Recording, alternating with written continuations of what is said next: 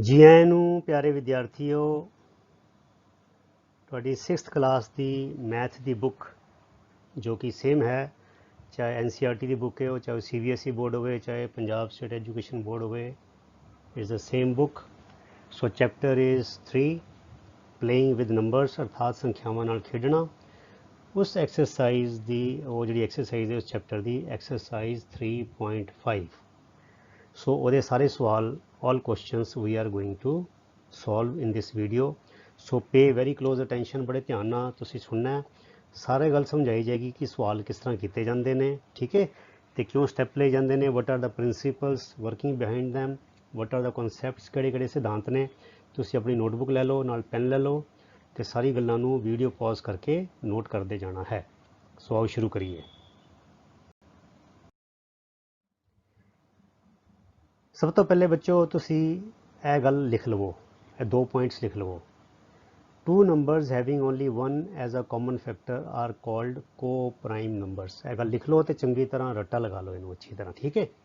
ਇਹਦਾ ਮਤਲਬ ਹੈ ਵੇ ਕਿ ਕੋਈ ਵੀ ਦੋ ਸੰਖਿਆਵਾਂ ਦੇ ਵਿੱਚ ਅਗਰ ਸਾਂਝਾ ਗੁਣਨਖੰਡ ਕੇਵਲ ਤੇ ਕੇਵਲ ਇੱਕ ਹੋਵੇ ਤੇ ਉਹ ਦੋ ਸੰਖਿਆਵਾਂ ਦੇ ਜੋੜੇ ਨੂੰ ਕਿਹਾ ਜਾਂਦਾ ਹੈ ਸਹਿ ਅਭਾਜ ਸੰਖਿਆਵਾਂ। ਕੋ-ਪ੍ਰਾਈਮ ਦਾ ਮਤਲਬ ਸਹਿ ਅਭਾਜ, ਠੀਕ ਹੈ।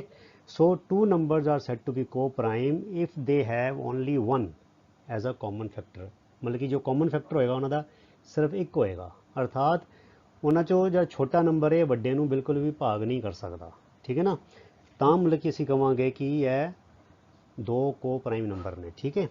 ਅਗਲੀ ਗੱਲ ਕਿਹੜੀ ਹੈ ਇਹਦੇ ਨਾਲ ਜੁੜੀ ਹੋਈ, if a number is divisible by two co-prime numbers then the number is also divisible by their products। ਇਹ ਵੀ ਬੜਾ ਮਹੱਤਵਪੂਰਨ ਹੈਗਾ। ਅਗਰ ਕੋਈ ਸੰਖਿਆ ਕੋਈ ਦੋ ਸੰਖਿਆਵਾਂ ਦੇ ਨਾਲ ਭਾਗ ਹੋ ਜਾਂਦੀ ਹੈ ਤੇ ਦੋਨੋਂ ਸੰਖਿਆਵਾਂ ਕੋ-ਪ੍ਰਾਈਮ ਨੇ, ਸਹਿ-ਭਾਜ ਨੇ, ਤੇ ਫਿਰ ਉਹ ਸੰਖਿਆ ਉਸ ਦੋਨੋਂ ਕੋ-ਪ੍ਰਾਈਮ ਸੰਖਿਆਵਾਂ ਦੇ ਗੁਣਨਫਲ ਦੇ ਨਾਲ ਵੀ ਭਾਗ ਹੋ ਜਾਏਗੀ, ਉਹਨਾਂ ਦੇ ਪ੍ਰੋਡਕਟ ਦੇ ਨਾਲ ਵੀ ਭਾਗ ਹੋ ਜਾਏਗੀ। ਇਹ ਤੁਸੀਂ ਗੱਲਾਂ ਲਿਖ ਲਵੋ, ਜੇ ਨਹੀਂ ਵੀ ਸਮਝ ਆਈਆਂ ਕੋਈ ਗੱਲ ਨਹੀਂ, ਲਿਖ ਲਵੋ, ਕਿਉਂਕਿ ਐਕਸਰਸਾਈਜ਼ ਦੇ ਵਿੱਚ ਇਹ ਬੜੇ ਸਵਾਲ ਆਉਣਗੇ, ਕੁਐਸਚਨਸ ਆਉਣਗੇ ਜਿਨ੍ਹਾਂ ਵਿੱਚ ਇਹ ਦੋਨੋਂ ਚੀਜ਼ਾਂ ਅਪਲਾਈ ਕੀਤੀਆਂ ਜਾਣਗੀਆਂ, ਲਾਗੂ ਕੀਤੀ ਜਾਣਗੀਆਂ। ਫਿਰ ਉਸ ਵੇਲੇ ਤੁਹਾਨੂੰ ਇਹ ਗੱਲ ਕਲੀਅਰ ਹੋ ਜਾਏਗੀ, ਤੇ ਨਾਲ ਨਾਲ ਮੈਂ ਦੱਸਾਂਗਾ ਤੁਹਾਨੂੰ ਵੀ ਅਸੀਂ ਇਹ ਉਹ ਵਾਲਾ ਪੁਆਇੰਟ ਯੂਜ਼ ਕਰ ਰਹੇ ਹਾਂ, ਠੀਕ ਹੈ। ਆਓ ਸ਼ੁਰੂ ਕਰੀਏ। Okay, which of the following statements are true. ਹੇਠ ਲਿਖੇ ਕਥਨ ਜਿਹੜੇ ਨੇ ਉਹਨਾਂ ਵਿੱਚੋਂ ਕਿਹੜੇ ਕਥਨ ਸੱਚ ਨੇ ਤੇ ਕਿਹੜੇ ਗਲਤ ਨੇ, ਕਿਹੜੇ ਸਹੀ ਨੇ ਕਿਹੜੇ ਠੀਕ ਨੇ। ਮੈਂ ਆਨਸਰ ਵੀ ਲਿਖਿਆ ਤੇ ਨਾਲ ਨਾਲ ਤੁਹਾਨੂੰ ਦੱਸਾਂਗੇ ਵੀ ਆਨਸਰ ਕਿਉਂ ਲਿਖਿਆ, ਠੀਕ ਹੈ। If a number is divisible by 3, it must be divisible by 9। ਅਗਰ ਕੋਈ ਸੰਖਿਆ 3 ਨਾਲ ਭਾਗ ਹੁੰਦੀ ਹੈ ਤੇ 9 ਨਾਲ ਵੀ ਭਾਗ ਹੋ ਜਾਏਗੀ। ਇਹ ਗੱਲ ਗਲਤ ਹੈ, ਕਿਉਂਕਿ ਜਿਹੜਾ 9 ਹੈ ਉਹ 3 ਦਾ ਮਲਟੀਪਲ ਹੈ, ਗੁਣਜ ਹੈ, 3 ਦਾ ਫੈਕਟਰ ਨਹੀਂ ਹੈਗਾ, ਠੀਕ ਹੈ। ਅਗਰ ਕੋਈ ਸੰਖਿਆ ਕਿਸੇ ਸੰਖਿਆ ਨਾਲ ਭਾਗ ਹੁੰਦੀ ਹੈ ਤੇ ਉਹਦੇ ਫੈਕਟਰ ਨਾਲ ਤੇ ਭਾਗ ਹੋ ਜਾਏਗੀ, ਪਰ ਜ਼ਰੂਰੀ ਨਹੀਂ ਕਿ ਉਹਦੇ ਮਲਟੀਪਲ ਦੇ ਨਾਲ ਵੀ ਭਾਗ ਹੋ ਜਾਏ। ਅਸੀਂ ਐਗਜ਼ਾਮਪਲ ਲੈ ਲੈਂਦੇ ਹਾਂ 15। ਨਾਓ 15 ਇਜ਼ ਡਿਵੀਜ਼ੀਬਲ ਬਾਈ 3। 15 3 ਨਾਲ ਭਾਗ ਹੋ ਜਾਂਦਾ ਪਰ 9 ਦੇ ਨਾਲ ਭਾਗ ਨਹੀਂ ਹੁੰਦਾ। ਇਸੇ ਤਰ੍ਹਾਂ ਹੋਰ ਲੈ ਲਓ 21। 3 7 ਦਾ 21 ਵੀ 3 ਨਾਲ ਭਾਗ ਹੋ ਜਾਂਦਾ ਹੈ, but 21 is not divisible by 9। So this statement is false.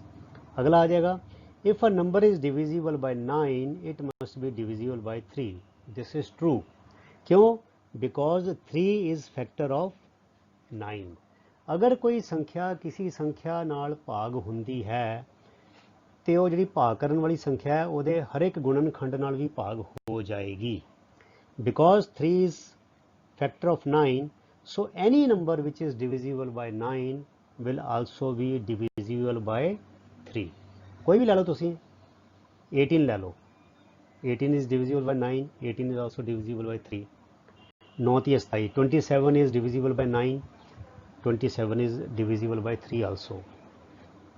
54 is divisible by 9, 54 is also divisible by 3। ਸੋ ਜਿਹੜੀ ਸੰਖਿਆ 9 ਨਾਲ ਭਾਗ ਹੋਏਗੀ ਉਹ 3 ਨਾਲ ਵੀ ਭਾਗ ਹੋਏਗੀ, ਕਿਉਂਕਿ 3 9 ਦਾ ਗੁਣਨਖੰਡ ਹੈ। ਅਗਲਾ ਚਲਿਏ, a number is divisible by 18 if it is divisible by both 3 and 6। ਅਗਰ ਕੋਈ ਸੰਖਿਆ 3 ਔਰ 6 ਨਾਲ ਭਾਗ ਹੁੰਦੀ ਹੈ ਤੇ ਉਹ 18 ਨਾਲ ਵੀ ਭਾਗ ਹੋ ਜਾਏਗੀ। ਇਹ ਗੱਲ ਗਲਤ ਹੈ। ਕਿਉਂ ਗਲਤ ਹੈ? ਦੇਖੋ ਤੁਹਾਨੂੰ ਮੈਂ ਕਿਹਾ ਸੀ ਯਾਦ ਰੱਖੋ ਵਿੱਚ ਕੀ ਸੀਗਾ, if a number is divisible by 2 coprime numbers then it is divisible by their product. ਤੇ ਉਹਨੂੰ ਅਸੀਂ ਆਪਣੇ ਆਪ ਨੂੰ ਪੁੱਛੀਏ, ਹੁਣ ਇਹ ਤੇ ਹੋ ਗਿਆ product 18 is a product of 3 and 6, but then 3 and but those two numbers have to be co-prime। ਹੁਣ ਅਸੀਂ ਆਪਣੇ ਆਪ ਨੂੰ ਪੁੱਛੀਏ ਕਿ 3 and 6 are they co-prime? No, they are not co-prime because 6 is divisible by 3। co-prime ਦੇ ਵਿੱਚ ਤੇ ਜਿਹੜਾ ਨੰਬਰ ਇੱਕ ਦੂਜੇ ਨਾਲ ਭਾਗ ਹੀ ਨਹੀਂ ਹੁੰਦਾ, ਠੀਕ ਹੈ ਨਾ। ਫਿਰ ਦੂਜੀ ਗੱਲ ਕੀ ਹੈ, ਇਹਦੇ ਫੈਕਟਰ ਹੋ ਗਏ 1 and 3 ਤੇ ਇਹਦੇ ਫੈਕਟਰ ਕਿਹੜੇ ਹੋ ਗਏ 1, 3 and 6। so they have got two common factors, 1 is also a common factor and 3 is also a common factor। so 3 and 6 are not co-prime। so ਇਹਦਾ ਮਤਲਬ ਜੋ 6 3 ਦਾ 18 ਇਹ ਪ੍ਰੋਡਕਟ ਹੈਗਾ ਉਹ ਇਹ ਤੇ ਲਾਗੂ ਨਹੀਂ ਹੋਏਗਾ, because this principle of product dividing a number is applicable only if the two numbers are co-prime। ਜਿਹੜੀ ਗੱਲ ਮੈਂ ਤੁਹਾਨੂੰ ਸਟਾਰਟਿੰਗ ਵਿੱਚ ਕਹੀ ਹੈ, if a number is divisible by two co-prime numbers then it is also divisible by their product। 18 is product of 3 and 6 but 3 and 6 are not co-prime। ਹੁਣ ਬੱਚੇ ਤੁਹਾਨੂੰ ਮੈਂ ਇੱਥੇ ਇੱਕ ਮਜ਼ੇਦਾਰ ਗੱਲ ਦੱਸਦਾ, ਵੈਰੀ ਇੰਟਰਸਟਿੰਗ ਗੱਲ। ਅਗਰ 3 and 6 ਦੀ ਜਗ੍ਹਾ ਇੱਥੇ 2 and 9 ਹੁੰਦਾ, ਅਗਰ ਇੱਥੇ ਮੈਂ other than 3 and 6, ਹੁਣ ਮੈਂ ਤੁਹਾਨੂੰ ਮਜ਼ੇਦਾਰ ਗੱਲ ਦੱਸ ਰਿਹਾ, other than 3 and 6 if we had 2 and 9, ਹੁਣ 2 into 9 is 18 and 2 and 9 are also co-prime numbers, then it would be true। अगर है 3 and 6 की जगह मैं लिख दूँ 2 and 9 then this will become true। सो बच्चों ਅਸੀਂ सिर्फ रट्टा नहीं लगाना भी आंसर लिख देता जी हाँ फिर ट्रू है फॉल्स है। we should also know why is it true, why is it false। ठीक है, आगे चलिए। if a number is divisible by 9 and 10 both then it must be divisible by 90। it is true। ਕਹਿੰਦੇ ਅਗਰ ਕੋਈ ਸੰਖਿਆ 9 ਨਾਲ ਵੀ ਭਾਗ ਹੁੰਦੀ ਹੈ, 10 ਨਾਲ ਵੀ ਭਾਗ ਹੁੰਦੀ ਹੈ ਤੇ 90 ਨਾਲ ਵੀ ਭਾਗ ਹੋ ਜਾਏਗੀ। ਹੁਣ ਅਸੀਂ ਇਹ ਦੇਖ ਰਹੇ ਹਾਂ ਕਿ 9 into 10 is 90 ਪ੍ਰੋਡਕਟ ਹੈਗਾ। So what we should check ਕਿ are 9 and 10 co-prime numbers। Yes 9 and 10 are co-prime numbers ਕਿਉਂਕਿ ਇਹਦੇ ਜਿਹੜੇ ਫੈਕਟਰ ਨੇ ਕਿਹੜੇ ਕਿਹੜੇ ਹੈਗੇ ਨੇ, 9 ਦੇ ਫੈਕਟਰ ਕਿਹੜੇ ਹੋ ਜਾਣਗੇ 1, 3 and 9। ਸੋ 1, 3, 9 ਹੋ ਗਏ ਤੇ ਇਹਦੇ ਕਿਹੜੇ ਫੈਕਟਰਸ ਹੋਣਗੇ 10 ਦੇ 1, 2 and 5। so 1 is the only common factor, there is no other common factor। so this means 9 and 10 are co-prime। 9 और 10 ਦੋਨੋਂ ਸਹਿ ਅਭਾਜ ਸੰਖਿਆਵਾਂ ਹਨ, ਇਸ ਕਰਕੇ ਅਗਰ ਕੋਈ ਸੰਖਿਆ ਦੋਨਾਂ ਨਾਲ 9 और 10 ਨਾਲ ਭਾਗ ਹੁੰਦੀ ਹੈ तो 90 ਨਾਲ ਵੀ ਭਾਗ हो जाएगी। आगे चलिए हम। Okay, if two numbers are co-primes at least one of them must be prime। ਕਹਿੰਦੇ ਇਹ ਬੱਚਿਓ ਇਹ ਸਾਰੀ ਗੱਲਾਂ ਜਿਹੜੀਆਂ ਨੇ ਨਾ ਮੈਂ numbers factors multiples prime numbers ਵਿੱਚ ਅਲੱਗ ਜਿਹੜਾ ਵੀਡੀਓ ਬਣਿਆ ਹੋਇਆ ਹੈ ਮੈਥ ਕਨਸੈਪਟ ਵਿੱਚ ਸਾਰੀਆਂ ਡਿਟੇਲ ਵਿੱਚ ਸਮਝਾਈਆਂ ਹੋਈਆਂ ਨੇ ਤੇ ਤੁਸੀਂ ਉਹ ਵੀਡੀਓ ਵੀ ਜ਼ਰੂਰ ਦੇਖਣਾ। ਠੀਕ ਹੈ, ਯੂ ਗੋ ਟੂ ਪਲੇਲਿਸਟ ਵਿੱਚ ਇੱਕ ਪਲੇਲਿਸਟ ਦਾ ਨਾਮ ਹੈਗਾ ਮੈਥ ਕਨਸੈਪਟਸ। ਸੋ ਮੈਥ ਕਨਸੈਪਟਸ ਵਿੱਚ ਨੰਬਰਸ, ਇੰਟੀਜਰਸ, ਨੈਚੁਰਲ ਨੰਬਰਸ ਤੇ ਦੂਸਰਾ ਫਿਰ ਪ੍ਰਾਈਮ ਨੰਬਰਸ, ਕੰਪੋਜ਼ਿਟ ਨੰਬਰਸ, ਉਹ ਇੱਕ ਲੈਸਨ ਬਣਾਏ ਨੇ ਬੜੇ ਵਧੀਆ ਤੇ ਉਹ ਸਾਰਾ ਡਿਟੇਲ ਵਿੱਚ ਸਮਝਾਇਆ ਹੋਇਆ ਹੈ। So you try to watch those videos also. ਠੀਕ ਹੈ, ਸੋ ਕਹਿੰਦੇ if two numbers are co-primes then at least one of them must be prime। it is false। ਅਸੀਂ ਐਗਜ਼ਾਮਪਲ ਲੈ ਲੈਂਦੇ ਹਾਂ। ਇਹ ਦੇਖੋ 4 and 9 are composite numbers, both are composite but 4 and 9 are co-prime numbers। इसी तरह ਅਸੀਂ ਹੋਰ ਲੈ ਲੈਂਦੇ ਹਾਂ 8 and 27। 8 and 27 are also composite numbers but they are co-prime numbers। ਹੋਰ एग्जाम्पल ले लो 14 and 15। 14 is a composite number, 15 is a composite number। मतलब कि ਜਿਹੜੀ 14 है वो भाज संख्या है, ਜਿਹੜਾ 15 है वो भी भाज संख्या है बट 14 and 15 आपस ਵਿੱਚ ਸਹਿ ਅਪਾਜ ਹਨ। So it means for two numbers to be co-prime the numbers themselves need not be co-prime। ਇਹ ਸਾਰੇ ਕੰਬੀਨੇਸ਼ਨ ਹੋ ਸਕਦੇ ਨੇ। two prime numbers are always co-prime, ਉਹ ਤੇ ਹਮੇਸ਼ਾ ਹੀ ਹੋਣਗੇ। ਠੀਕ ਹੈ, ਦੂਜੀ ਗੱਲ ਹੈ one prime and one composite can also form a co-prime pair। और ਤੀਜੀ ਗੱਲ ਜਿਹੜੀ ਹੈ two composite numbers can also form a co-prime number। ਇਹਦਾ ਮਤਲਬ ਇਹ ਹੋਇਆ for numbers to be co-prime the numbers themselves need not be prime। ਸਹਿ ਅਭਾਜ ਸੰਖਿਆਵਾਂ ਦਾ ਜੋੜਾ ਬਣਨ ਲਈ ਦੋਨਾਂ ਵਿੱਚੋਂ दोनों संख्यावां दा या किसी एक संख्या का अभाज होना लाजमी नहीं है, ज़रूरी नहीं है। ठीक है, आगे चलिए, थोड़ा हवाई जहाज तो जा लेंदी है, रौला पै रहा, फिर गल करते हैं।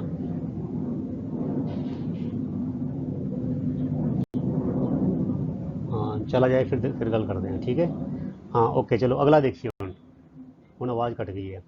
All numbers which are divisible by 4 must also be divisible by 8। A false है बच्चों। Why? Because 8 is multiple of 4, not factor of 4। ਇਹ स्टेटमेंट फैक्टर से लागू होंगी है, मल्टीपल से लागू नहीं होंगी। असं एग्जाम्पल ले लें। देखो 12 is divisible by 4 but 12 is not divisible by 8। होर ले लीए, होर जिदा मतलब ले लो 40 या 40 is divisible by both. Yes okay, असी ले लें 44। 44 is divisible by 4 but 44 is not divisible by 8। So जरूरी नहीं, so this statement is false. फिर आगे आ गया, all numbers which are divisible by 8 must also be divisible by 4. It is true. Why? Because if a number is divisible by any other number, then it is also divisible by all its factors, and 4 is factor of 8. Therefore any number which is divisible by 8 is also divisible by 4. ठीक है जी, आगे चलिए। If a number exactly divides two numbers separately, it must exactly divide their sum. It is true. ठीक है बच्चों, है तुसी किताब 'ਚ ही पढ़िਆ, सो है मैं लगता ਉਹਦੇ ਵਿੱਚ ਸ਼ਾਇਦ ਸਮਝਾਇਆ ਵੀ ਕਿਤੇ ਨੋਟਸ ਵਿੱਚ ਵੀ। ਠੀਕ ਹੈ, but you remember this, if a number if a number exactly divides two numbers separately, then it must divide their sum. जिस तरह एग्जांपल लेने बच्चों, जिदा 4 is divisible by 2, ठीक है, 6 is divisible by 2, ठीक है, ਹੁਣ 4 plus 6 are the 10, so 10 is also divisible by 2. It means if two numbers are divisible by any number, then their sum is also divisible by that number. आगे चलिए। Okay, if a number exactly divides the sum of two numbers, it must exactly divide the two numbers separately. ਉਹਦਾ reverse ਆ ਗਿਆ, ਉਲਟਾ ਆ ਗਿਆ। That is not true, it is false. If a number exactly divides the sum of two numbers, it must exactly divide the two numbers separately. ਇਹ ਜ਼ਰੂਰੀ ਨਹੀਂ। ਇਹ ਦੇਖੋ एग्जाम्पल ले लेने, 3 plus 7 is equal to 10। मैं तुम्हें एग्जाम्पल दे रहा, समझ आ जाएगा तुम्हें। 3 plus 7 is equal to 10 and 10 is divisible by 2, but 3 is not divisible by 2, 7 is not divisible by 2। मतलब 3 जमा 7 10 हो गया, 10 ਤੇ 2 ਨਾਲ ਭਾਗ ਹੁੰਦਾ ਹੈ, ਪਰ 10 ਕਿਹੜਾ ਜੋੜ ਹੈਗਾ 3 ਔਰ 7 ਦਾ? 3 ਵੀ 2 ਨਾਲ ਭਾਗ ਨਹੀਂ ਹੁੰਦਾ, 7 ਵੀ 2 ਦੇ ਨਾਲ ਭਾਗ ਨਹੀਂ ਹੁੰਦਾ। ਸੋ ਇਟ ਇਜ਼ ਨਾਟ ਨੈਸੈਸਰੀ। ਹੋਰ ਐਗਜ਼ਾਮਪਲ ਲੈ ਲਈ 15। 15 is divisible by 3. Now 8 plus 7 is 15. 8 plus 7 is 15, but 8 is not divisible by 3 and 7 is also not divisible by 3. हाँ, पर इन्हों मैं थोड़ा कम्बिनेशन कर सकता। I can write 15 as 9 plus 6. 9 plus 6. So 9 is divisible by 3, 6 is divisible by 3. So it means कि ਉਹਦਾ ਜੋੜ ਹੈਗਾ ਕਿਵੇਂ ਕੀਤਾ ਜਾਂਦਾ ਹੈ, but it is not necessary. ਇਹਦਾ ਮਤਲਬ ਇਹ ਹੋਇਆ ਕਿ this statement is false, it is not always true.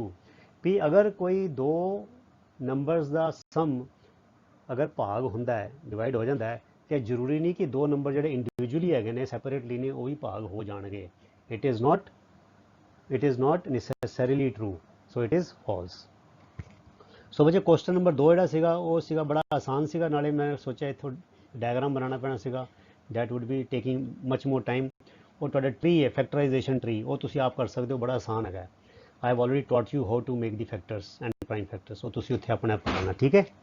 So question number 3, which factors are not included in the prime factorization of a composite number? ਕਹਿੰਦੇ ਕਿਸੇ ਵੀ ਭਾਜ ਸੰਖਿਆ ਦੇ ਅਭਾਜ ਗੁਣਨਖੰਡਨ ਵਿੱਚ ਉਹ ਕਿਹੜੇ ਦੋ ਗੁਣਨਖੰਡ ਨੇ, ਜਾਂ ਕਿਹੜੇ ਦੋ ਨਹੀਂ, ਉਹ ਕਿਹੜੇ ਗੁਣਨਖੰਡ ਨੇ ਜਿਹੜੇ ਨਹੀਂ ਲਏ ਜਾਂਦੇ? ਅਭਾਜ ਗੁਣਨਖੰਡਨ ਵਿੱਚ ਕਿਸੇ ਭਾਜ ਸੰਖਿਆ ਦੇ ਕਿਹੜੇ ਗੁਣਨਖੰਡ ਜਿਹੜੇ ਨਹੀਂ ਲਏ ਜਾਂਦੇ, which factors are not included in the prime factorization of a composite number? So ਇਹਦਾ ਆਨਸਰ ਹੈ ਬੱਚਿਓ 1 and the number itself are not included in the prime factorization of a composite number. ਜਦੋਂ ਅਸੀਂ ਕੰਪੋਜ਼ਿਟ ਨੰਬਰ ਦਾ prime ਫੈਕਟਰਾਈਜੇਸ਼ਨ ਕਰਦੇ ਹਾਂ ਤੇ ਉਹਦੇ ਵਿੱਚ 1 ਨਹੀਂ ਲਿਖਦੇ ਤੇ ਨਾਲ ਜਿਹੜਾ ਨੰਬਰ ਇਟਸੈਲਫ ਹੈਗਾ, because we know that 1 is a factor of every number and every number is a factor of itself. ਪਰ ਪ੍ਰਾਈਮ ਫੈਕਟਰਾਈਜੇਸ਼ਨ ਵਿੱਚ these two numbers are not included. ਇਹ ਜਦੋਂ ਅੱਗੇ ਹੁਣ ਸਵਾਲ ਆਣਗੇ ਉਹਦੇ ਵਿੱਚ ਵੀ ਤੁਹਾਨੂੰ ਕਲੀਅਰ ਹੋ ਜਾਏਗਾ. Okay, right the greatest 4-digit number and express it in terms of its prime factors. ਕਹਿੰਦੇ 4 ਡਿਜਿਟ ਦਾ 4 ਅੰਕਾਂ ਦਾ ਸਭ ਤੋਂ ਵੱਡੀ ਸੰਖਿਆ ਲਿਖੋ ਅਤੇ ਉਹਨੂੰ ਉਹਦਾ ਅਭਾਜ ਗੁਣਨਖੰਡ ਕਰੋ, ਉਹਨੂੰ ਉਹਦਾ ਪ੍ਰਾਈਮ ਫੈਕਟਰਾਈਜੇਸ਼ਨ ਕਰੋ, express it in terms of its prime factors. ਹੁਣ ਸਾਨੂੰ ਬੱਚਿਓ ਪਤਾ ਹੀ ਹੈ 4 ਡਿਜਿਟ ਪ੍ਰਾਈਮ ਨੰਬਰ ਕਿਹੜਾ ਹੈ, 4 9s ਲਿਖ ਦਿਓ. 5 ਡਿਜਿਟ ਨੰਬਰ 5 9s ਲਿਖ ਦਿਓ, ਹੈ ਨਾ. ਲਾਰਜੈਸਟ 1 ਡਿਜਿਟ ਨੰਬਰ ਇਜ਼ 9 ਤੇ largest 2 digit number is 2 9s 99 ਹੋ ਗਿਆ. ਸੋ ਬਸ ਇਹ ਤੇ ਬੜਾ ਆਸਾਨ ਹੈਗਾ. ਸੋ ਦੀ greatest 4 digit number is 4 9s. ਇਹ ਲਿਖ ਦਿੱਤਾ. ਹੁਣ ਅਸੀਂ ਇੱਥੇ ਕਰ ਦਿੱਤਾ. ਹੁਣ ਸਾਨੂੰ ਪਤਾ ਹੈ ਕਿ first prime number is 2 but it has got 9 here, so this number is not divisible by 9 because for the number to be divisible by 2 the ones place should be 0 2 4 6 or 8 but it is 9 here, so ਇਹਦੇ ਨਾਲ ਭਾਗ ਨਹੀਂ ਹੋਏਗਾ. but they are all 9s here, so 3 ਦੇ ਨਾਲ ਭਾਗ ਹੋ ਜਾਏਗਾ. ਸੋ ਅਸੀਂ ਇੱਥੇ ਲਿਖਦਾ 3 3 ਦਾ 9 3 3 ਦਾ 9 3 3 ਦਾ 9. ਹੁਣ ਇਹ ਵੀ 3 ਨਾਲ ਭਾਗ ਹੋ ਜਾਏਗਾ. ਫਿਰ 3 ਆ ਗਿਆ because 3 is a prime number, so 3 ਦੇ ਨਾਲ ਇੱਦਾਂ ਕਰ ਦਿੱਤਾ. ਹੁਣ 3 ਤੋਂ ਬਾਅਦ ਅਗਲਾ prime number is 7, so this is not divisible by, ਠੀਕ ਹੈ, it is not divisible by 7. ਫਿਰ ਆ ਗਿਆ ਅਗਲਾ ਪ੍ਰਾਈਮ ਨੰਬਰ ਕਿਹੜਾ ਆ ਜਾਏਗਾ ਬੱਚਿਓ, ਸੌਰੀ 3 ਤੋਂ ਬਾਅਦ 5 ਆਉਂਦਾ ਹੈ, it is not divisible by 5 because there is no 0 ਔਰ 5 ਹੇਅਰ, ਠੀਕ ਹੈ. ਉਸ ਤੋਂ ਬਾਅਦ ਆ ਗਿਆ 7 ਦੇ ਨਾਲ ਇਹ ਭਾਗ ਨਹੀਂ ਹੁੰਦਾ. ਫਿਰ ਆ ਗਿਆ 11, ਠੀਕ ਹੈ. ਹੁਣ 11 ਦੇ ਨਾਲ ਆ ਗਿਆ, ਸੋ 11 ਬਣਦਾ 11, ਫਿਰ ਇੱਥੇ 0 11 ਬਣਦਾ 11. Now 101 is also a prime number, it is not divisible by any other number.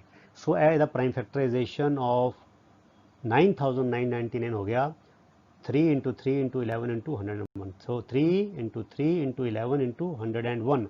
ਹੁਣ ਤੁਸੀਂ ਦੇਖੋ ਬੱਚਿਓ, we have not written 1 here, 1 into 3, and we have not written 9999. so ਜਿਹੜਾ ਅਸੀਂ ਕੁਐਸਚਨ ਨੰਬਰ 3 ਉਹਨੇ ਕੀਤਾ ਹੈ ਕਿ which factors are not included in prime factorization of a composite number.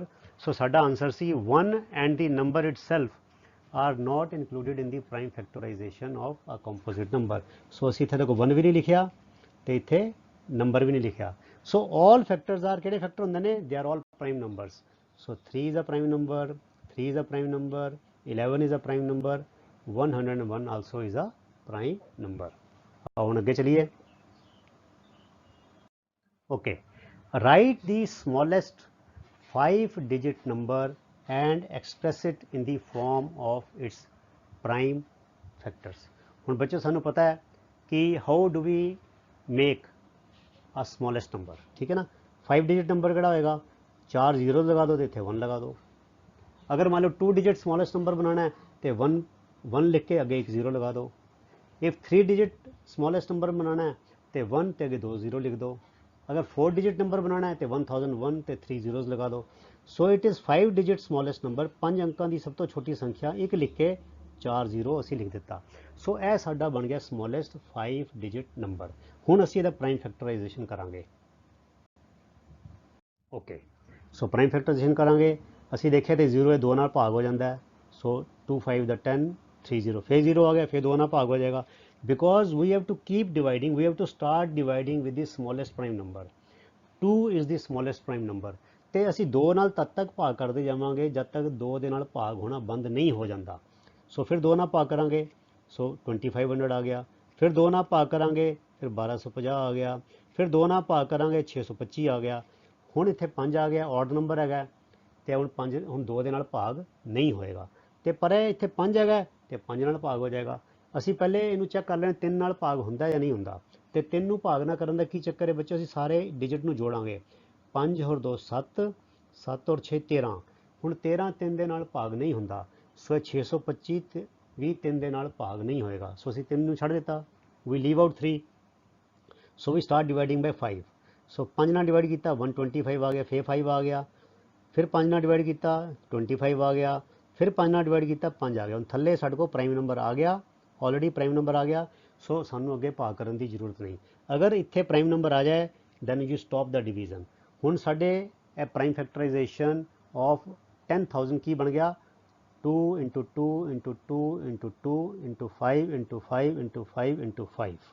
So 2 into 2 into 2 into 2 into 5 into 5 into 5 into 5। This is the prime factorization of 10,000। ਤੁਸੀਂ ਜਿਹੜੇ ਸਾਰਿਆਂ ਨੂੰ ਗੁਣਾ ਕਰੋਗੇ ਨਾ ਬੱਚਿਓ ਤੇ ਤੁਹਾਡੇ ਕੋਲ ਇਹ ਰਿਜ਼ਲਟ ਆ ਜਾਏਗਾ। ਠੀਕ ਹੈ, ਤੁਸੀਂ ਇਹ ਗੁਣਾ ਕਰਕੇ ਦੇਖ ਵੀ ਲਓ, ਚੈੱਕ ਕਰੋ। You multiply all these numbers, 4 2s and 4 5s, you will get 10,000। ठीक है बच्चों, आओ हम आगे चलिए। Okay, find all the prime factors of 1729 and arrange them in ascending order। ascending order ने ਵਧਦਾ ਕਰਮ, ਸਭ ਤੋਂ ਪਹਿਲੇ ਛੋਟਾ ਨੰਬਰ, ਉਸ ਤੋਂ ਬਾਅਦ ਉਸ ਤੋਂ ਵੱਡਾ ਨੰਬਰ, ਉਸ ਤੋਂ ਬਾਅਦ ਉਸ ਤੋਂ ਵੱਡਾ ਨੰਬਰ। ਠੀਕ ਹੈ, ਨਾਓ state the relation and if ਐਨੀ, ਤੇ ਨਾਲ ਤੁਸੀਂ ਕੋਈ ਸੰਬੰਧ ਦੱਸੋ, ਕੋਈ ਰਿਸ਼ਤਾ ਦੱਸੋ ਨੰਬਰਾਂ ਦਾ ਆਪਸ ਵਿੱਚ, ਬਿਟਵੀਨ ਟੂ ਕੰਜ਼ੈਕਟਿਵ ਪ੍ਰਾਈਮ ਫੈਕਟਰਸ। ਜਿਹੜੇ ਦੋ ਲਗਾਤਾਰ ਅਭਾਜ ਗੁਣਨਖੰਡ ਬਣਦੇ ਨੇ ਉਹਨਾਂ ਦਾ ਆਪਸ ਵਿੱਚ ਕੋਈ ਸੰਬੰਧ ਜੁੜਦਾ ਹੈ ਤੇ ਉਹ ਦੱਸੋ। ਠੀਕ ਹੈ, ਸੋ ਅਸੀਂ ਬੱਚੇ ਉੱਥੇ 1729 ਲੈ ਲਿਆ, ਅਸੀਂ ਦੇਖਿਆ 2 ਨਾਲ ਭਾਗ ਨਹੀਂ ਹੁੰਦਾ ਬਿਕੋਜ਼ ਇੱਥੇ ਟਾਂਕ ਸੰਖਿਆ ਔਡ ਨੰਬਰ ਹੈਗਾ। ਫਿਰ ਅਸੀਂ ਚੈੱਕ ਕੀਤਾ 3 ਦੇ ਨਾਲ, 9 और 2 11, 11 और 7 18 और 1 19। 19 is not divisible by 3, so 1721 is also not divisible by 3। ਸੋ ਅਸੀਂ 3 ਤੋਂ ਬਾਅਦ ਅੱਗੇ ਚੱਲਦੇ ਹਾਂ, 5। 5 is a prime number। ਸੋ 5 ਦੇ ਨਾਲ ਤਾਂ ਨੰਬਰ ਭਾਗ ਹੁੰਦਾ ਜੇ ਇੱਥੇ 0 ਹੋਵੇ ਜਾਂ 5 ਹੋਵੇ, ਇੱਥੇ 9 ਹੈਗਾ, ਸੋ 5 ਨਾਲ ਵੀ ਭਾਗ ਨਹੀਂ ਹੋਏਗਾ। ਸੋ ਵੀ ਟਰਾਈ ਵਿਦ 7। ਜਿਹੜੇ 7 ਨੇ ਟਰਾਈ ਕੀਤਾ ਤੇ ਅਸੀਂ ਦੇਖਿਆ ਭਾਗ ਹੋ ਗਿਆ, 7 दूनी 14, 3 ਰਿਮਾਈਂਡਰ ਆ ਗਿਆ 32, 7 ਚੌਕ 28 ਤੇ 32 ਚੋਂ 28 ਗਿਆ ਕਿੰਨਾ ਆ ਗਿਆ 4 ਤੇ 9 49, 7 7 ਦਾ 49। ਸੋ ਇਹ ਭਾਗ ਹੋ ਗਿਆ। ਹੁਣ ਅੱਗੇ ਚਲੀਏ, 7 ਤੋਂ ਬਾਅਦ ਅਗਲਾ ਕਿਹੜਾ ਆਉਂਦਾ ਬੱਚਿਓ, ਪ੍ਰਾਈਮ ਨੰਬਰ 11 ਆਉਂਦਾ ਹੈ। ਹੁਣ ਦੇਖੋ 11 ਦੇ ਨਾਲ ਕੀ ਅਸੀਂ ਇਹਨੂੰ ਜੋੜਿਆ, 7 और 2 9 ਤੇ 9 ਚੋਂ 4 ਗਿਆ 5। 5 is not divisible by 11, so 247 is not divisible by 11। 11 ਦੀ ਡਿਵਿਜ਼ਿਬਿਲਿਟੀ ਕਿਵੇਂ ਚੈੱਕ ਕਰੀਦੀ ਹੈ ਤੁਹਾਨੂੰ ਸਿਖਾ ਚੁੱਕੇ ਹਾਂ, ਪਹਿਲੀ ਐਕਸਰਸਾਈਜ਼ ਵਿੱਚ ਤੁਸੀਂ ਕਰ ਚੁੱਕੇ ਹੋ। You add the odd number, add the digits at odd places. ਸੋ ਪਹਿਲਾ ਤੇ ਤੀਜਾ 7 और 2 9 ਤੇ ਇਹਦਾ ਡਿਫਰੈਂਸ ਕਰ ਦਿਓ ਕਿਹਦੇ ਨਾਲ, even number place. Even number ਤੇ 4 ਹੈਗਾ, ਸੋ 7 और 2 9, 9 ਚੋਂ 4 ਗਿਆ 5, 5 11 ਨਾਲ ਭਾਗ ਨਹੀਂ ਹੁੰਦਾ ਤਾਂ 247 5 ਨਾਲ ਭਾਗ ਨਹੀਂ ਹੋਏਗਾ। ਸੋ ਵੀ 11 ਤੋਂ ਬਾਅਦ ਅਗਲਾ ਪ੍ਰਾਈਮ ਨੰਬਰ ਆ ਗਿਆ 13। ਸੋ 13 ਦੇ ਨਾਲ ਅਸੀਂ ਭਾਗ ਕੀਤਾ ਤੇ ਦੇਖਿਆ 13 ਬਣਦਾ 13 ਤੇ ਇੱਥੇ ਸਾਡਾ ਆ ਗਿਆ ਬੱਚਿਓ 11 ਆ ਗਿਆ ਹੈ ਨਾ, 24 ਚੋਂ 13 ਗਿਆ 11। ਸੋ ਸਾਡੇ ਕੋਲ ਹੋ ਗਿਆ 7 ਥੱਲੇ ਲਿਆ 117। ਤੇ ਜੇ ਸਾਨੂੰ ਪਹਾੜੇ ਆਉਂਦੇ ਹੋਣ, if we know the tables, we know that 13 into 9 is 117। so ਇੱਥੇ ਆ ਗਿਆ 19। now 19 is a prime number, so we stop the division here। so ਸਾਡੇ ਕੋਲ prime factorization ਕਿਹੜਾ ਹੋ ਗਿਆ ਬੱਚੋ, 7 13 19। so prime factorization of 1729 is 7 13 and 19। ਤੇ ਉਹ ਕਹਿੰਦੇ ਹੁਣ what is the relationship, तो ਅਸੀਂ ਨੋਟ ਕਰਦੇ ਹਾਂ ਬੱਚੋ, ਦੇਖੋ 13 minus 7 is ਕਿੰਨਾ ਆਉਂਦਾ ਹੈ 6 and 19 minus 13 ਕਿੰਨਾ ਆਉਂਦਾ ਹੈ 6। so this is the relationship between the two consecutive ਮੈਨੇ ਲਗਾਤਾਰ 7 ਤੋਂ ਬਾਅਦ 13 ਆ ਰਿਹਾ ਤੇ 13 ਤੋਂ ਬਾਅਦ 19 ਆ ਰਿਹਾ। so these are the two consecutive pairs। the relation between two consecutive prime factors is that they differ by 6। ਉਹਨਾਂ ਦਾ ਜੋ ਅੰਤਰ ਹੈ ਬੱਚਿਓ ਉਹ ਇੱਕੋ ਹੀ ਹੈ, ਉਹ ਹੈਗਾ 6। ਇਹ ਦੇਖੋ 19 ਚੋਂ 13 ਗਿਆ 6 ਅਤੇ 13 ਚੋਂ 7 ਗਿਆ 6। ਸੋ ਇਹ ਰਿਸ਼ਤਾ ਹੈਗਾ, ਇਹ ਸੰਬੰਧ ਹੈਗਾ ਦੋ ਲਗਾਤਾਰ ਅਭਾਜ ਗੁਣਨਖੰਡਾਂ ਦਾ ਆਪਸ ਵਿੱਚ। ਸੋ ਆਓ ਹੁਣ ਅੱਗੇ ਚਲੀਏ। Okay, the product of 3 consecutive numbers is always divisible by 6। ਇਹ ਇੱਕ ਸਟੇਟਮੈਂਟ ਦੇ ਰਹੇ ਨੇ, ਇੱਕ ਕਥਨ ਦੇ ਰਹੇ ਨੇ, ਕਹਿੰਦੇ ਤਿੰਨ ਲਗਾਤਾਰ ਇੱਕ ਤੋਂ ਬਾਅਦ ਦੂਜੀ, ਦੂਜੇ ਤੋਂ ਬਾਅਦ ਤੀਜੀ, ਉਹਨਾਂ ਦਾ ਜੋ ਗੁਣਨਫਲ ਹੈ, ਪ੍ਰੋਡਕਟ ਹੈ, ਜੇ ਉਹਨਾਂ ਨੂੰ ਗੁਣਾ ਕਰ ਦਈਏ ਤੇ ਹਮੇਸ਼ਾ 6 ਦੇ ਨਾਲ ਭਾਗ ਹੋ ਜਾਏਗਾ। ਕਹਿੰਦੇ ਵੈਰੀਫਾਈ ਦਿਸ ਸਟੇਟਮੈਂਟ, ਇਸ ਕਥਨ ਦੀ ਪੁਸ਼ਟੀ ਕਰੋ, ਚੈੱਕ ਕਰੋ with the help of some examples. ਕੁਝ ਉਦਾਹਰਨ ਲੈ ਕੇ ਤੁਸੀਂ ਇਹ ਗੱਲ ਸਿੱਧ ਕਰੋ ਕਿ ਇਹ ਗੱਲ ਸਹੀ ਹੈ या गलत है। तो ਅਸੀਂ चेक कर लेने बच्चों, लगातार लिया 2 3 4, सो 2 3 6 6 चौक 24, 24 डिविजिबल बाय 6, गल ट्रू हो गई। फिर 3 4 5 is equal to 60 divisible by 60 divisible by 6। फिर 4 5 into 4 into 5 into 6 120, 120 divisible by 6। फिर होर ले लिया 9 into 10 into 11 990, it is again divisible by 6। फिर 20 into 21 into 22 9240, again divisible by 6। So बच्चों यह गल सही है, you pick up any 3 consecutive numbers and multiply them, their product will always be divisible by 6। ਇਹਨੂੰ याद रख लो, गल बड़ी कम आएगी ਤੁਹਾਡੇ ਅੱਗੇ, ठीक है, ਵੱਡੀ ਕਲਾਸਾਂ 'ਚ ਵੀ ਜਾ ਕੇ ਕੰਮ ਆਏਗੀ। ਅਰਥਾਤ ਕੋਈ ਵੀ 3 ਲਗਾਤਾਰ ਸੰਖਿਆਵਾਂ ਲੈ ਲਓ, ਉਹਨਾਂ ਨੂੰ ਗੁਣਾ ਕਰੋ ਤੇ ਜੋ ਉਹਨਾਂ ਦਾ ਗੁਣਨਫਲ ਆਏਗਾ ਉਹ 6 ਦੇ ਨਾਲ ਹਮੇਸ਼ਾ ਭਾਗ ਹੋ ਜਾਏਗਾ। ਆਓ ਅੱਗੇ ਚਲੀਏ। ਓਕੇ, ਹੁਣ ਅੱਗੇ ਕੀ ਕਹਿੰਦੇ ਨੇ, the sum of two consecutive odd numbers is divisible by 4। ਕਹਿੰਦੇ ਜਿਹੜੇ ਦੋ ਲਗਾਤਾਰ ਟਾਂਕ ਸੰਖਿਆਵਾਂ ਹੁੰਦੀਆਂ ਹਨ ਉਹਨਾਂ ਦਾ ਜੋੜ ਹਮੇਸ਼ਾ 4 ਦੇ ਨਾਲ ਭਾਗ ਹੋ ਜਾਂਦਾ ਹੈ। ਵੈਰੀਫਾਈ ਦਿਸ ਸਟੇਟਮੈਂਟ, ਇਸ ਕਥਨ ਦੀ ਪੁਸ਼ਟੀ ਕਰੋ, ਇਸ ਕਥਨ ਨੂੰ ਚੈੱਕ ਕਰੋ with the help of some examples, ਕੁਝ ਉਦਾਹਰਨਾਂ ਦੀ ਸਹਾਇਤਾ ਨਾਲ। ਸੋ ਚਲੋ ਕਰ ਲੈਂਦੇ ਹਾਂ ਜੀ।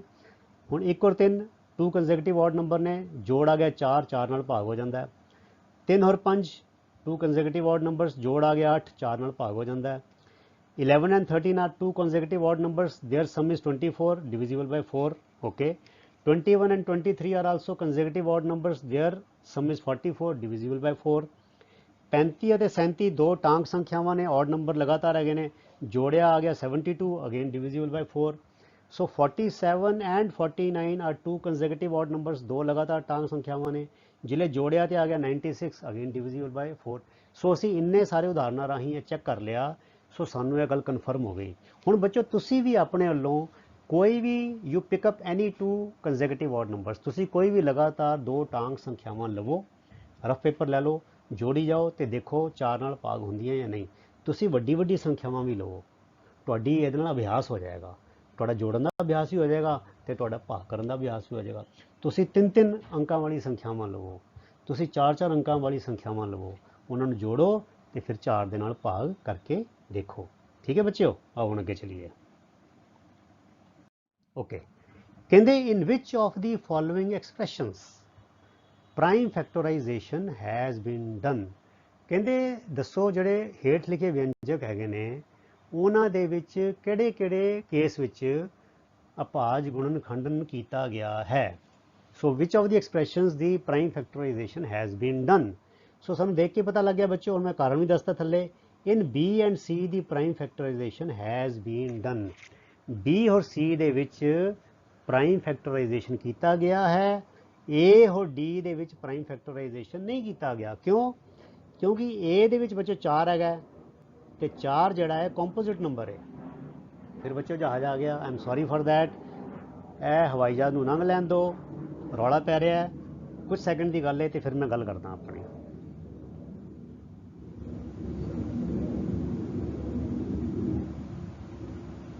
ओके, हुण आवाज़ घट गई है। हुण बच्चों why in a prime factorisation has not be done. We know that in prime factorisation all the factors are prime numbers, but 4 is a composite number, 4 is not a prime number। and in D also prime factorization has not been done because again here we have a 9 and 9 is a composite number, 9 is not a prime number। एक गल याद रखनी है बच्चों, in prime factorization all the factors are prime numbers। अगर ਉਹਦੇ ਵਿੱਚ ਕੋਈ composite number है then that factorization cannot be called prime factorization। ठीक है बच्चों, ਹੁਣ आओ ਅੱਗੇ चलिए। ओके, कहते determine if 25,110 is divisible by 45 or not। ਹੁਣ ਬੱਚੇ देखो आसान तरीका है, ਇਹ ਜਿਹੜੀ ਮੈਂ ਗੱਲ ਦੱਸੀ ਸੀ ਤੁਹਾਨੂੰ ਸਟਾਰਟਿੰਗ 'ਚ, ਇਹ ਹੁਣ ਇੱਥੇ ਅਪਲਾਈ ਕਰਾਂਗੇ ਦੁਬਾਰਾ। ਪਹਿਲੇ ਵੀ ਅਪਲਾਈ ਕੀਤੀ ਹੈ ਜਿਹੜਾ ਮੈਂ ਕਹਿੰਦਾ ਰਿਮੈਂਬਰ, ਔਰ ਰਿਮੈਂਬਰ 'ਚ ਕੀ ਗਿਆ ਸੀਗਾ, if a number is divisible by 2 co-prime numbers then it is also divisible by their product। ਤੇ ਅਸੀਂ ਕੀ ਕਰਾਂਗੇ ਬੱਚਿਓ, ਅਸੀਂ 95 ਦਾ ਨੂੰ ਇਸ ਤਰ੍ਹਾਂ ਬ੍ਰੇਕ ਕਰਾਂਗੇ that 2 numbers are co-prime numbers। ਠੀਕ ਹੈ ਬੱਚਿਓ, ਤੇ ਅਸੀਂ ਦੇਖਦੇ ਹਾਂ ए देखो इफ आई से 15 into 3 is 45, but 15 and 3 are not co-prime numbers, गड़बड़ हो जाएगी। 15 विच 3 फैक्टर हैगा तो 3 विच भी 3 फैक्टर हैगा। फिर मैं कमा okay 9 into 5 is also 45, so 9 into 5 is 9 and 5 are co-prime numbers. So what I will do is I will check the divisibility by 9 and I will also check the divisibility by 5.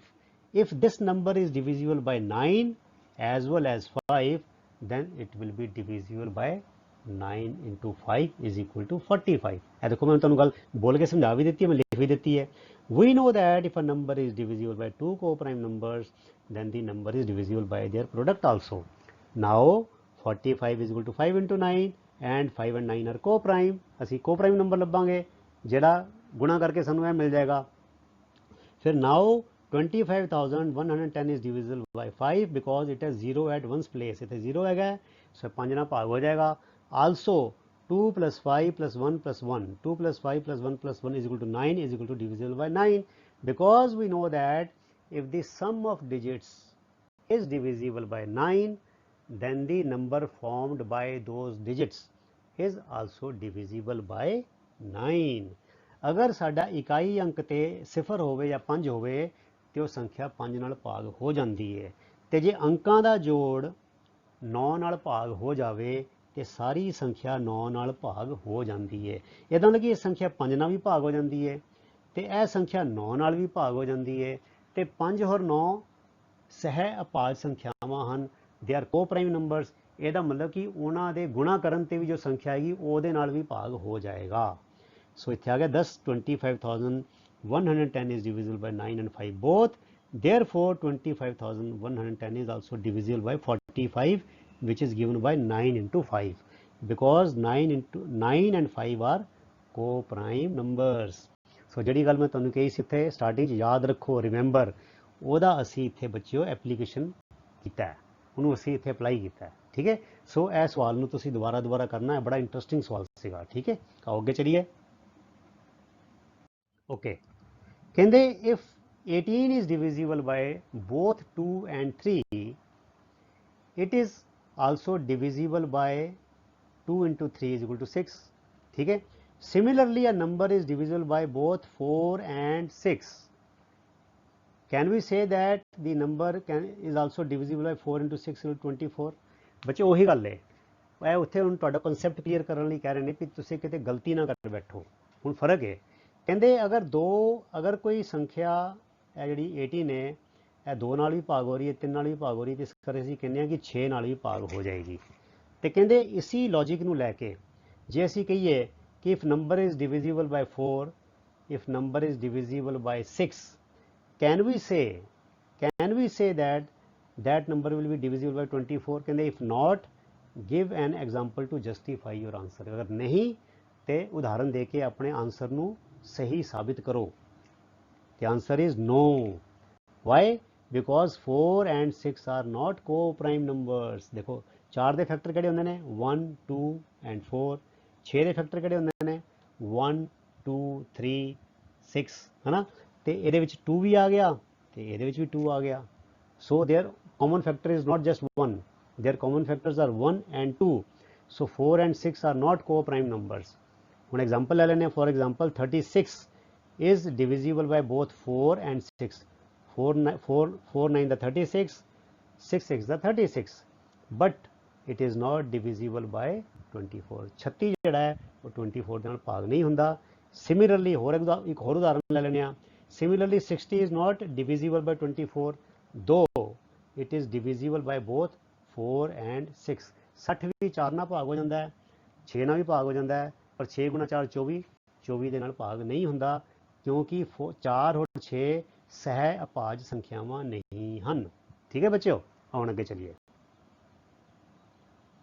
Okay, ਉਹ ਕੀ ਕਹਿੰਦੇ ਹਨ ਬੱਚਿਓ, ਕਹਿੰਦੇ I am the smallest number having 4 different prime factors.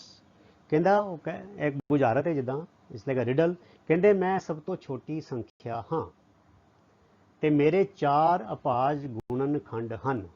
I have 4 prime factors, can you find me. बड़ा आसान है बच्चों। ਸੋ ਅਸੀਂ ਲਿਖਾਂਗੇ clearly the number will be the product of the 4 smallest prime numbers. ਇਹ ਤਾਂ ਪੱਕੀ ਗੱਲ ਹੈ, ਜੇ ਸਭ ਤੋਂ ਛੋਟਾ ਹੈ ਤੇ ਉਹਦੇ ਗੁਣਨਖੰਡ ਵੀ ਸਭ ਤੋਂ ਛੋਟੇ ਹੋਣਗੇ। ਤੇ ਗੁਣਨਖੰਡ ਕਿਹੜੇ ਚਾਹੀਦੇ ਨੇ? ਅਪਾਜ ਗੁਣਨਖੰਡ ਚਾਹੀਦੇ ਨੇ, ਪ੍ਰਾਈਮ ਫੈਕਟਰ ਚਾਹੀਦੇ ਨੇ। ਤੇ ਇਹਦਾ ਮਤਲਬ ਇਹ ਹੋਇਆ ਕਿ ਸਾਨੂੰ ਸਭ ਤੋਂ ਛੋਟੇ ਗੁਣਨਖੰਡ, ਸਭ ਤੋਂ ਛੋਟੇ ਪ੍ਰਾਈਮ ਨੰਬਰ ਕਾਊਂਟ ਕਰਨੇ ਪੈਣਗੇ। ਇਹ ਬੱਚੇ ਤੁਹਾਨੂੰ ਕਿਉਂ ਸਵਾਲ ਪਾਇਆ ਹੈ? ਇਹਦਾ ਮਤਲਬ ਹੈ ਵੀ ਤੁਹਾਨੂੰ ਪਤਾ ਹੋਵੇ ਕਿ ਪ੍ਰਾਈਮ ਨੰਬਰ ਕਿਹੜੇ ਨੇ, ਤੇ ਤੁਹਾਨੂੰ ਸ਼ੁਰੂ ਦੇ ਕੁਝ ਪ੍ਰਾਈਮ ਨੰਬਰ ਤੇ ਪਤਾ ਹੋਣੇ ਹੀ ਚਾਹੀਦੇ ਨੇ। ਜਿੱਦਾਂ 2 ਸਭ ਤੋਂ ਛੋਟਾ ਪ੍ਰਾਈਮ ਨੰਬਰ ਹੈ, 2 ਤੋਂ ਬਾਅਦ 3 ਆ ਗਿਆ, 3 ਤੋਂ ਬਾਅਦ 5 ਆ ਗਿਆ, 5 ਤੋਂ ਬਾਅਦ 7 ਆ ਗਿਆ, ਫਿਰ 11 ਆ ਗਿਆ, ਫਿਰ 13 ਆ ਗਿਆ, ਫਿਰ 17 ਆ ਗਿਆ, ਫਿਰ 19 ਆ ਗਿਆ, ਹੈ ਨਾ, ਫਿਰ 23 ਆ ਗਿਆ। ਸੋ ਸਾਨੂੰ ਥੋੜ੍ਹੇ ਬਹੁਤ ਪ੍ਰਾਈਮ ਨੰਬਰ ਜਿਹੜੇ ਨੇ ਇੱਥੇ ਤੱਕ ਤੇ ਪਤਾ ਹੀ ਹੋਣੇ ਚਾਹੀਦੇ ਨੇ, ਜ਼ੁਬਾਨੀ ਪਤਾ ਹੋਣੇ ਚਾਹੀਦੇ ਨੇ, ਠੀਕ ਹੈ। ਸੋ ਅਸੀਂ ਲੈ ਲਏ 4 ਛੋਟੇ ਸਭ ਤੋਂ ਪ੍ਰਾਈਮ ਨੰਬਰ ਲੈ ਲਏ, 2 × 3 × 5 × 7 is equal to 210। ਸੋ ਇਹਦਾ ਮਤਲਬ ਕਿ 210 is the smallest number which has got 4 prime factors। ਸੋ ਪਿਆਰੇ ਵਿਦਿਆਰਥੀਓ, ਇਹ ਸੀ ਤੁਹਾਡੀ ਐਕਸਰਸਾਈਜ਼ 3.5 ਜੋ ਅਸੀਂ ਚੈਪਟਰ 3 ਦੀ ਅਸੀਂ ਪੂਰੀ ਕਰ ਲਈ ਹੈ। ਸੋ ਆਈ ਹੋਪ, ਮੈਂ ਆਸ ਕਰਦਾ ਕਿ ਇਸ ਵੀਡੀਓ ਰਾਹੀਂ ਤੁਸੀਂ ਸਾਰੇ ਸਵਾਲ ਚੰਗੀ ਤਰ੍ਹਾਂ ਸਮਝ ਲਏ ਹੋਣਗੇ। ਪਰ ਤੁਸੀਂ ਬੱਚੋ ਵੀਡੀਓ ਦੇਖ ਕੇ ਤਸੱਲੀ ਨਹੀਂ ਕਰਨੀ, ਵੀਡੀਓ ਦੇਖ ਕੇ ਤੁਸੀਂ ਸਮਝ ਲਿਆ ਸਵਾਲ ਕਿਵੇਂ ਕਰਨੇ ਨੇ, ਤੁਸੀਂ ਸਾਰੇ ਸਵਾਲਾਂ ਨੂੰ ਆਪਣੇ ਆਪ ਹੀ ਕਰਨਾ ਹੈ। ਸੋ ਤੁਸੀਂ ਬਾਕੀ ਵਿਦਿਆਰਥੀਆਂ ਨੂੰ ਵੀ ਇਸ ਚੈਨਲ ਬਾਰੇ ਦੱਸੋ, ਵੀਡੀਓ ਨੂੰ ਲਾਈਕ ਕਰੋ, ਸ਼ੇਅਰ ਕਰੋ, ਤਾਂ ਕਿ ਮੈਕਸਿਮਮ ਵਿਦਿਆਰਥੀ, ਮੈਕਸਿਮਮ ਸਟੂਡੈਂਟਸ ਜਿਹੜੇ ਨੇ ਉਹ ਇਸ ਦਾ ਬੈਨੀਫਿਟ ਲੈ ਸਕਣ, ਇਸ ਦਾ ਲਾਹਾ ਲੈ ਸਕਣ। ਠੀਕ ਹੈ ਪਿਆਰੇ ਬੱਚਿਓ। ਸੋ ਤੁਹਾਡਾ ਸਾਰਿਆਂ ਦਾ ਬਹੁਤ ਬਹੁਤ ਧੰਨਵਾਦ। ਰੱਬ ਰਾਖਾ। Thank you very much. God bless you all.